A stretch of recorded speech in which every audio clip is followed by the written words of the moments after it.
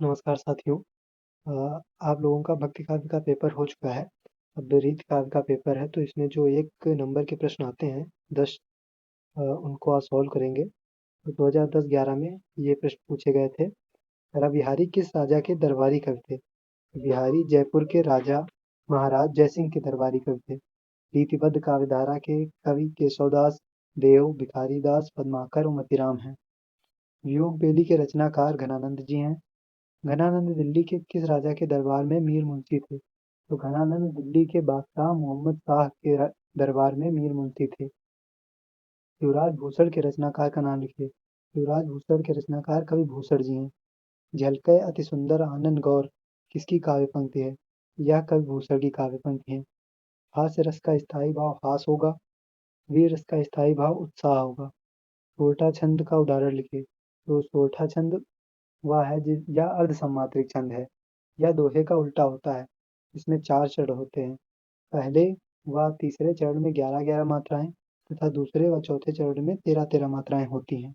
इसका उदाहरण हो जाएगा सुन केवट के बैन, प्रेम लपेटे अटपटे, बिहसे करुणा ऐन, हितै जानकी लखन तन। इसमें पहले जो पंक्ति है उसमें 11 मात्राएँ होंगी, दूसरे में 13 और तीसरे में 11, चौथे में 13 मात्राएँ। अजौ तरौना ही रहयो श्रुत सेवक इक अंग नाक बास बेसरि लह्यो बस मुक्तन के संग। उपर्युक्त काव्य पंक्ति में कौन सा अलंकार है? तो इस काव्य पंक्तियों में श्लेष अलंकार होता है। ठीक है, श्लेष अलंकार वह अलंकार है जहाँ कोई शब्द एक बार आता है किंतु उसके अर्थ भिन्न भिन्न होते हैं, वहां पर श्लेष अलंकार होता है। अब इसमें जैसे तरौना है, श्रुति है, तो ये सब जो शब्द हैं इससे दो अर्थ निकलते हैं, तो इसलिए यहाँ पे श्लेष अलंकार होगा। 2011-12 में पूछे गए हैं रीति मुक्त काव्यधारा के 2 कवियों के नाम। तो घनानंद, बोधा, ठाकुर, द्विजदेव और भी कई कवि हैं। रीति सिद्ध कवि कौन है? तो रीति सिद्ध कवि बिहारी लाल चौबे जी हैं। नहीं पराग नहीं मधुर मधु किसकी पंक्ति है? तो बिहारी लाल चौबे जी की ये पंक्तियां हैं दोहे की। शिवा बावनी के रचनाकार का नाम कवि भूषण है। इश्क लता के रचनाकार घनानंद जी हैं। क्लेश अलंकार का उदाहरण लिखिए। तो अभी ऊपर देखे हैं हम लोग। अजौ त्यों ही रहो श्रुति सेवक एक अंग नाक बास बेसरी लहो बस मुक्तन के संग। ये हो जाएगा इसका उदाहरण। दोहा छंद का उदाहरण लिखिए। तो दोहा छंद तो बिहारी जी के जितने भी दोहे हैं उनमें से आप कोई भी दोहा लिख सकते हैं। वैसे ये भी एक दोहा ही है, तो आप यही दोबारा लिख सकते हैं। अजो तरोना ही रहो श्रुति सेवक एक अंग नाक बास बेसरी लहो बस मुक्तन के संग। मोह तो मेरे कवित्व बतावत किसकी पंक्ति है? ये घनानंद जी की पंक्ति है। वीर रस का स्थायी भाव उत्साह होता है। दोहा छंद का लक्षण स्पष्ट कीजिए। तो यह अर्ध सम्मात्रिक छंद है। इसमें 4 चरण होते हैं। पहले व तीसरे चरण में 13-13 मात्राएँ तथा दूसरे व चौथे चरण में 11-11 मात्राएँ होती हैं। और दोहे का उदाहरण यही लिख दीजिएगा आप जो ऊपर है अजो तरोना। ठीक है, दोहा हो जाएगा। 2012-13 में पूछे गए हैं प्रश्न। रीतिकाल के अंतर्गत बिहारी की तुलना सबसे अधिक किस कवि से की गई है? तो रीतिकाल के अंतर्गत बिहारी जी की तुलना सबसे अधिक कवि देव से की गई है। भूषण के किसी एक भाई का नाम लिखे जो अपने समय के प्रतिष्ठित कवि भी थे। तो मतीराम जी हैं जो भूषण जी के भाई थे और अपने समय के प्रतिष्ठित कवि भी थे। श्रृंगार रस का स्थायी भाव रति है। किन्हीं 2 मात्रिक छंदों के नाम लिखे। तो ये छंद की मैं पीडीएफ अपलोड कर दूंगा टेलीग्राम पे, आप लोग देख लीजिएगा। तो मात्रिक छंद चौपाई छंद, दोहा छंद, रोला छंद और सोरठा छंद है। ये दो ये सब मात्रिक छंद हैं। विभाव कुल कितने प्रकार के होते हैं? विभाव का अर्थ ही है भाव के बोधन का कारण, अर्थात जिन कारणों वस्तु या व्यक्ति से काम क्रोध आदि भाव जागृत होते हैं उनको विभाव कहते हैं।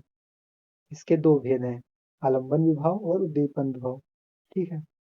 उपमा रूपक और उत्प्रेक्षा जैसे सादृश्य मूलक अलंकारों में वस्तु का सादृश्य बोध सबसे ज्यादा किस अलंकार के अंतर्गत होता है? तो इसका होगा उपमा अलंकार। ठीक है। घनानंद ने किस भाषा में रचनाएं लिखी? घनानंद जी ने ब्रजभाषा में रचनाएं लिखी। भूषण की किन्हीं 2 रचनाओं के नाम लिखिए। शिवराज भूषण, शिवा बावनी, छत्रसाल दशक, भूषण उल्लास, भूषण हजारा और भी कई रचनाएं हैं। इन्हीं 2 शब्दालंकारों के नाम लिखें। अनुप्रास अलंकार, यमक अलंकार और श्लेष अलंकार, ये सब शब्दालंकार हैं। अब 2016-17 का जो है उसमें पूछे गए हैं प्रश्न। बिहारी की काव्य भाषा का नाम लिखिए। बिहारी जी की काव्य भाषा ब्रजभाषा है। केशव किस रीतिकालीन काव्यधारा के कवि हैं? तो केशव रीति सिद्ध काव्यधारा के कवि हैं। भूषण की कृतियों के नाम शिवराज भूषण, शिवा बावनी, छत्रसाल दशक, भूषण उल्लास, भूषण हजारा, ये सभी भूषण की काव्य कृतियां हैं। इश्कलता किसकी काव्य कृति है? तो घनानंद जी की है। घनानंद किस बादशाह के मीर मुंशी थे? घनानंद दिल्ली के बादशाह मोहम्मद शाह के मीर मुंशी थे। वह मुस्कान, वह मृदु बतरानी, वह किस काव्य की काव्य पंक्ति है? तो यह घनानंद जी के काव्य की काव्य पंक्ति है। मुंह पखार मुंडहर विजय शीस सजल का छाय, यह बिहारी लाल चौबे जी के दोहे से लिया गया है। तीन बेर खाती वह तो तीन बेर खाती है में कौन सा अलंकार है? यहाँ पे यमक अलंकार है। यमक अलंकार क्या होता है? जहाँ कोई शब्द एक से अधिक बार आता है और उसके अर्थ भिन्न भिन्न होते हैं, वहाँ यमक अलंकार होता है।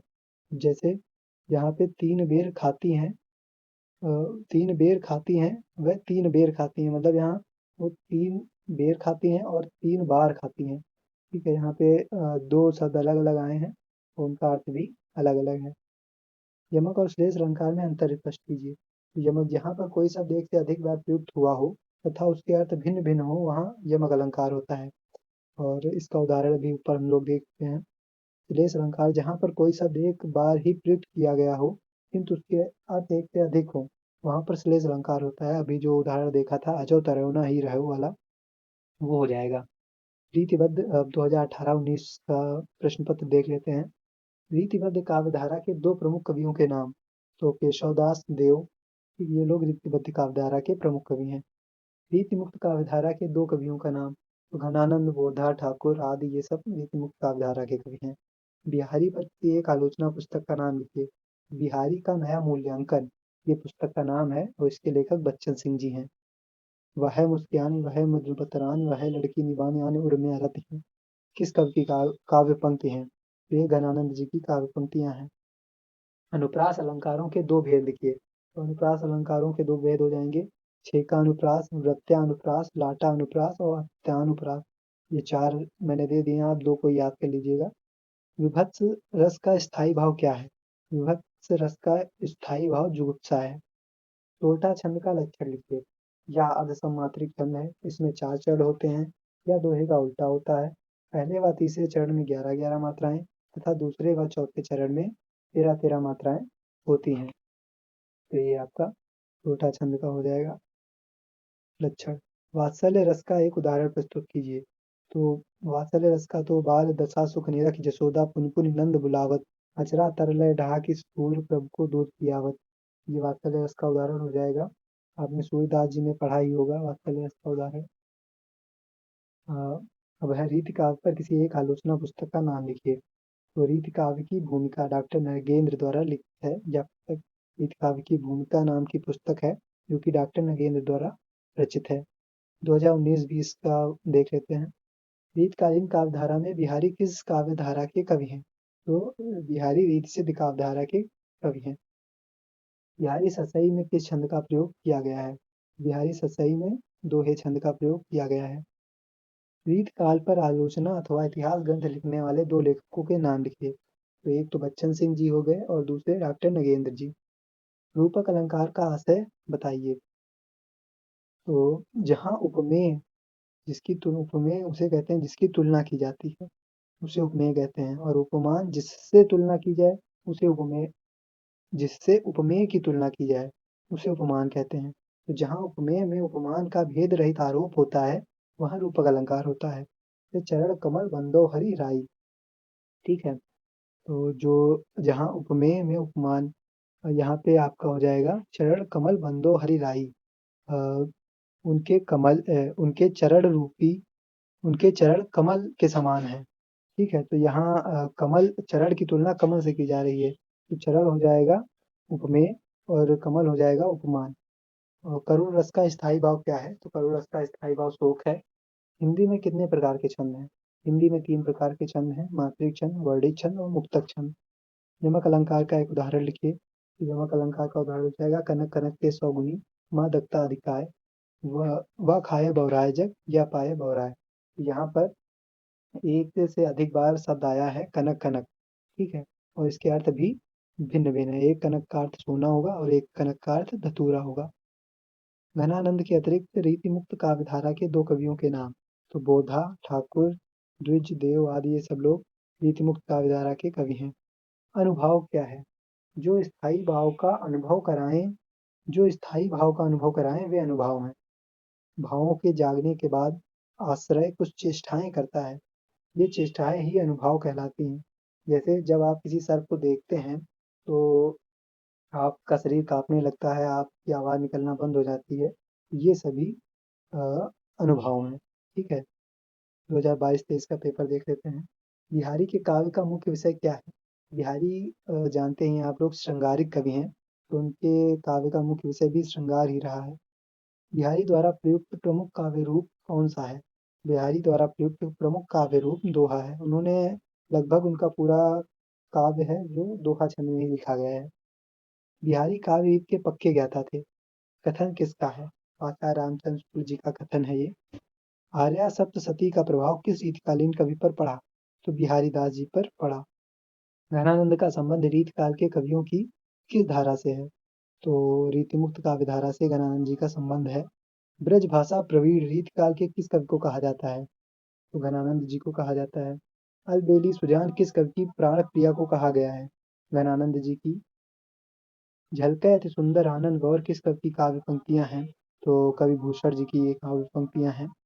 सर्जा शिवाजी जंग जीतन चलत हैं, ये कवि भूषण जी की पंक्तियां हैं। कवि भूषण की किसी एक रचना का नाम लिखिए। तो कवि भूषण जी की एक रचना हो जाएगी शिवराज भूषण। ये आपके जो वन लाइनर प्रश्न है वो कंप्लीट हो गए हैं। धन्यवाद।